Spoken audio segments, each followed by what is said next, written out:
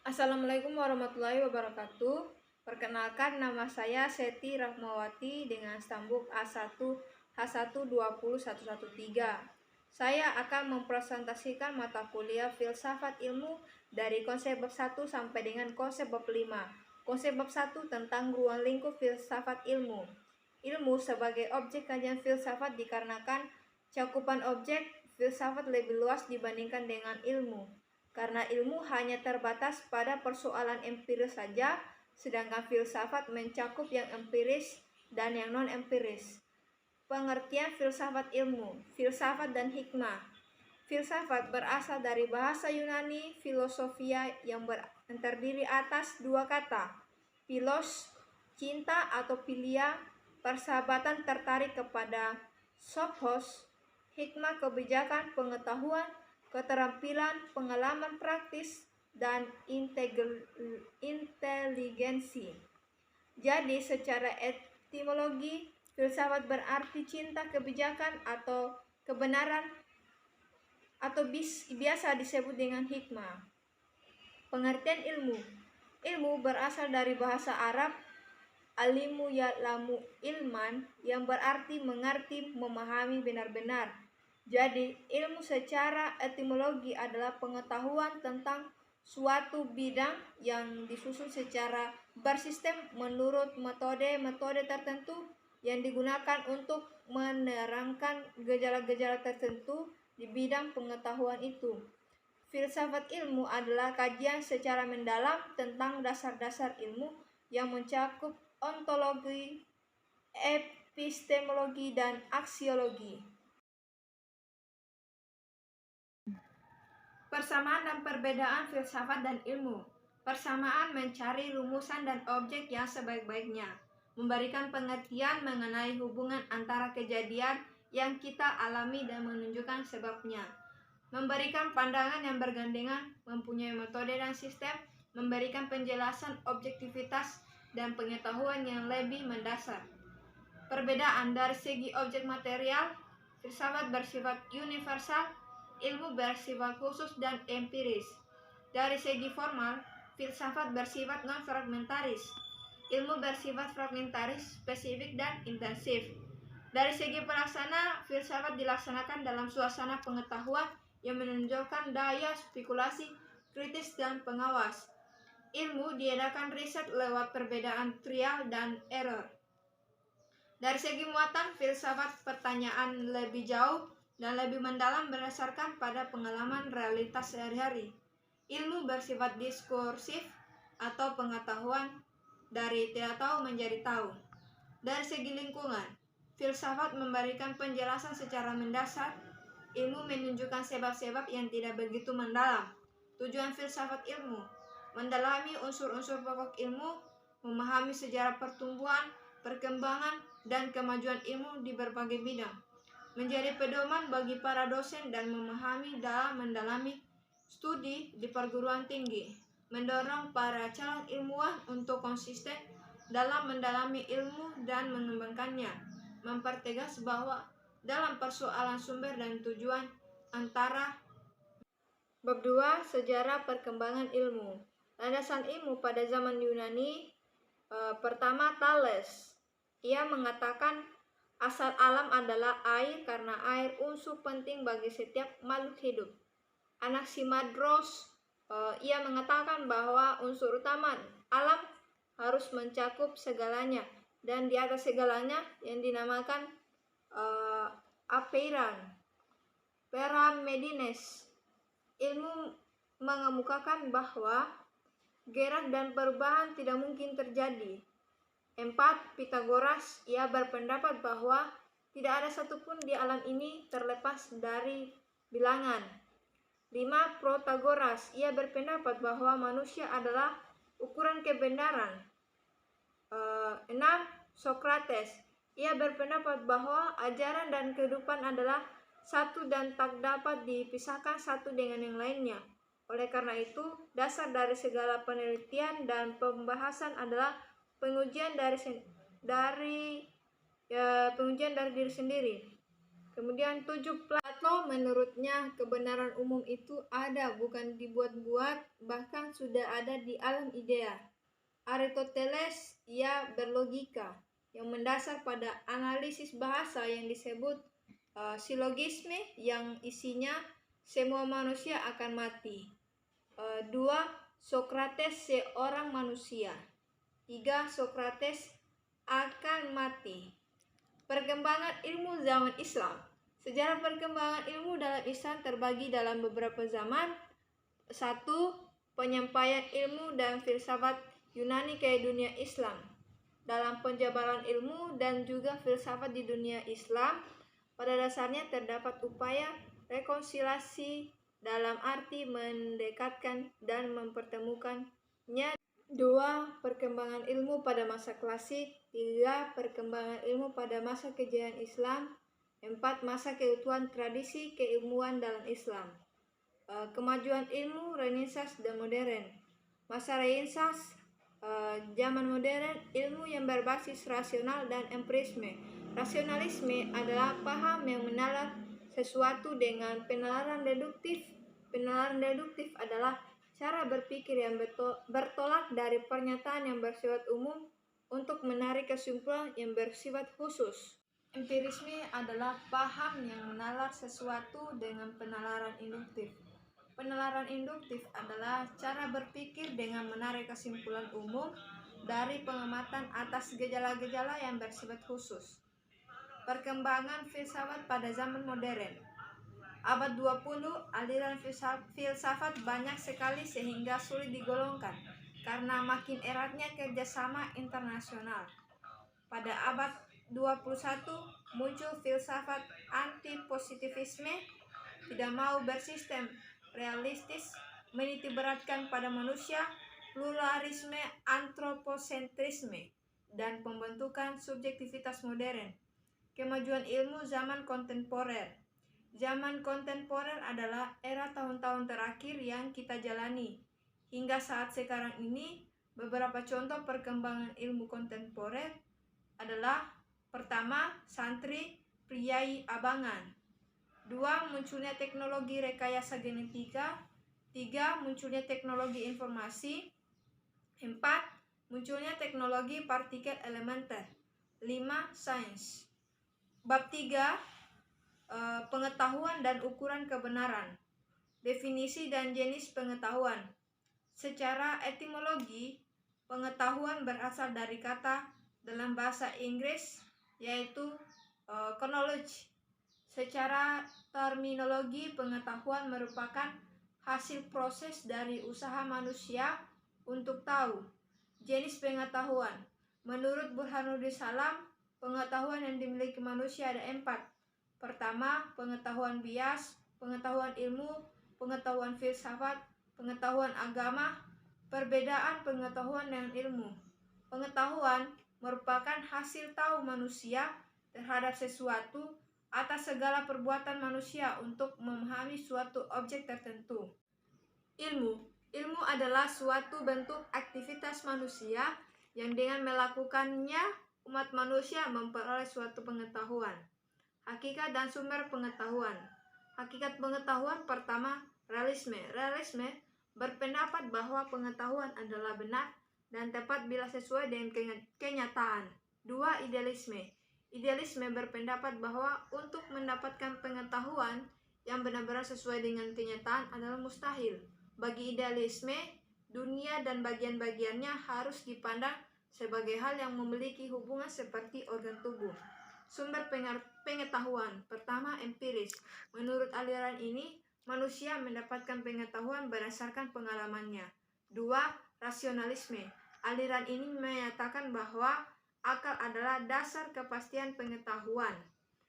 3. Intuisi. Intuisi adalah suatu pengetahuan yang disampaikan oleh Allah kepada manusia lewat perantara para nabi. Ukuran kebenaran. Ada 3 jenis ukuran kebenaran. Pertama, kebenaran epistemologi adalah kebenaran yang berhubungan dengan pengetahuan manusia. 2. Kebenaran ontologis adalah kebenaran sebagai sifat dasar yang melekat pada hakikat segala sesuatu yang ada atau diadakan. 3. Kebenaran sematis adalah kebenaran yang terdapat serta melekat dalam tutur kata dan bahasa. Klasifikasi dan hierarki ilmu. Menurut Al-Ghazali terdapat 2. Pertama, ilmu syariah dan ilmu agaliyah. Bab 4. Dasar-dasar ilmu. Ontologi berasal dari bahasa Yunani yang berarti ontos yang artinya ada, dan logos yang berarti ilmu. Menurut istilah, ontologi ialah ilmu yang membahas tentang hakikat yang ada, yang merupakan ultimate reality baik yang berbentuk jasmani maupun rohani abstrak. Pandangan-pandangan pokok pemikiran ontologi. Pertama, monoisme. Paham ini menganggap hakikat yang asal dari sejumlah kenyataan itu hanyalah satu saja, tidak mungkin 2. Materialisme. Aliran ini menganggap bahwa sumber yang ada itu adalah materi, bukan rohani. Idealisme. Aliran ini beranggapan bahwa hakikat kenyataan yang beraneka ragam itu semua berasal dari roh atau egenis dengannya, yaitu sesuatu yang tidak berbentuk dan menempati ruangan. 2. Dualisme. Aliran ini berpendapat bahwa benda terdiri dari 2 macam hakikat sebagai asal sumbernya, yaitu hakikat materi dan hakikat rohani, benda dan roh, jasad dan spirit. Pluralisme. Aliran ini beranggapan bahwa substansi yang ada itu terbentuk dan terdiri dari 4 unsur, yaitu air, tanah, api, dan udara. 4. Nihilisme. Nihilisme berasal dari bahasa Latin yang berarti nothing atau tidak ada. Istilah ini mengandung 3 proporsi tentang realitas. Pertama, tidak ada sesuatu pun yang eksis. 2. Bila sesuatu itu ada, ia tidak dapat diketahui, sekalipun realitas itu dapat kita ketahui. Tidak akan dapat kita beritahukan kepada orang lain. 5. Agnosticisme.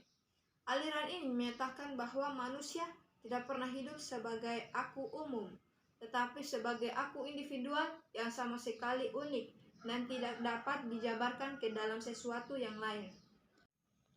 Epistemologi atau teori pengetahuan ialah cabang filsafat yang berurusan dengan hakikat dan lingkup pengetahuan, penggadaian-penggadaian dan dasar-dasarnya, serta pertanggungjawabannya atas pertanyaan mengenai pengetahuan yang dimiliki. Pengetahuan yang diperoleh manusia melalui akal, indera, dan lain-lainnya mempunyai metode tersendiri dalam teori pengetahuan, di antaranya metode induktif. Induksi yaitu metode yang menyimpulkan pernyataan-pernyataan hasil observasi diimpulkan dalam suatu pernyataan yang lebih umum. Metode deduktif ialah suatu metode yang menyimpulkan bahwa data-data empirik diolah oleh lebih lanjut dalam suatu sistem pernyataan yang runtut. 3. Metode positivisme. Metode positivisme adalah metode yang mengatakan bahwa perkembangan pemikiran manusia berlangsung dalam 3 tahap, teologis, metafisis, dan positif. 4. Metode kontemplatif. Metode ini mengatakan adanya keterbatasan indera dan akal manusia untuk memperoleh pengetahuan, sehingga objek yang dihasilkan pun akan berbeda-beda. Harusnya dikembangkan suatu kemampuan akal yang disebut dengan intuisi. 5. Metode dialektis.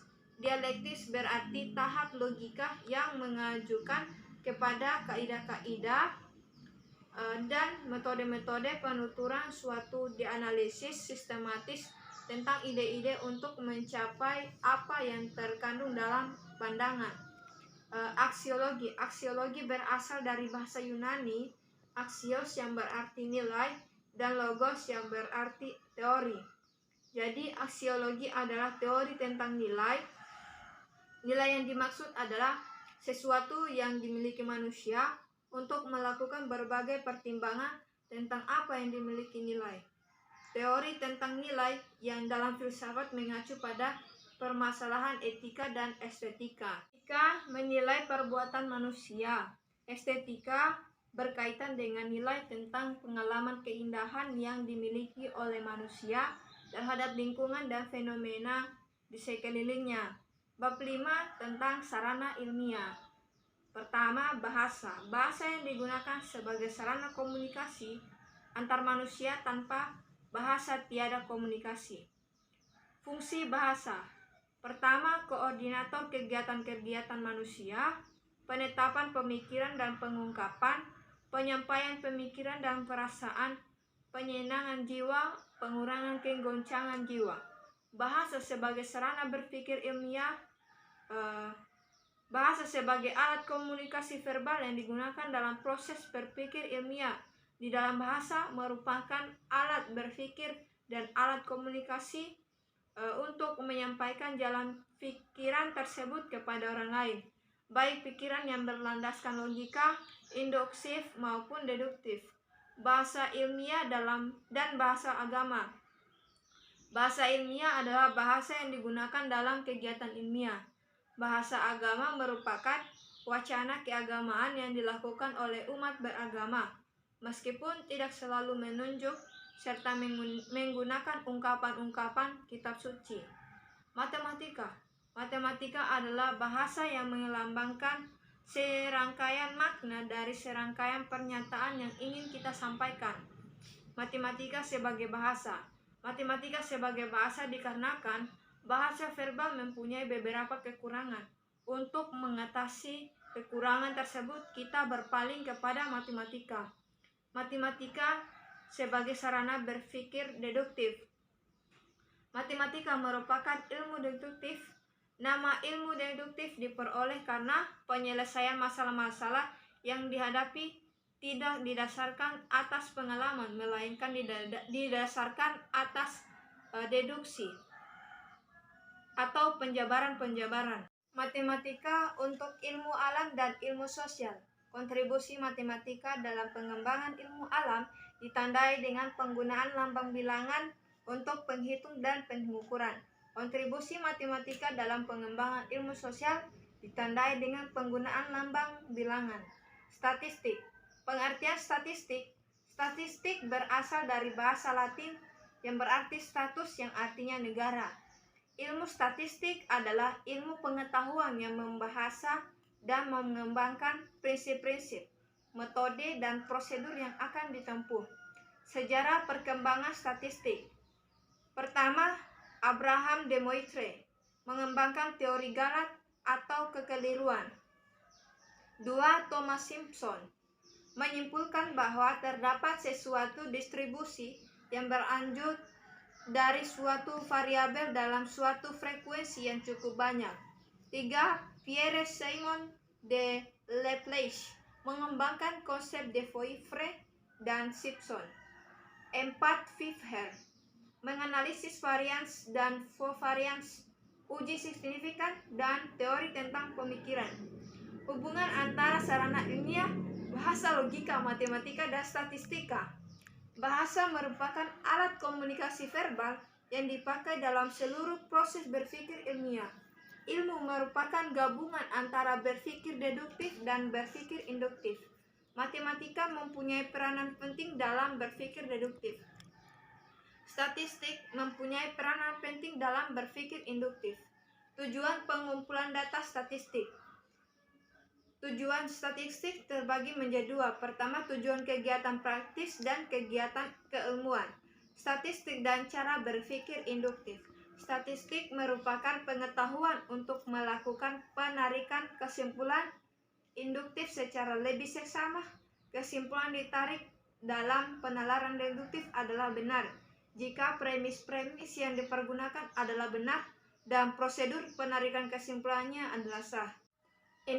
Peranan statistika dalam tahap-tahap metode keilmuan.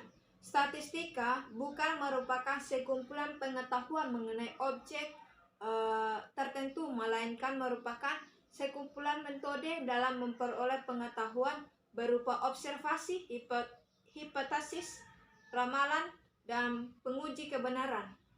7. Penerapan statistika.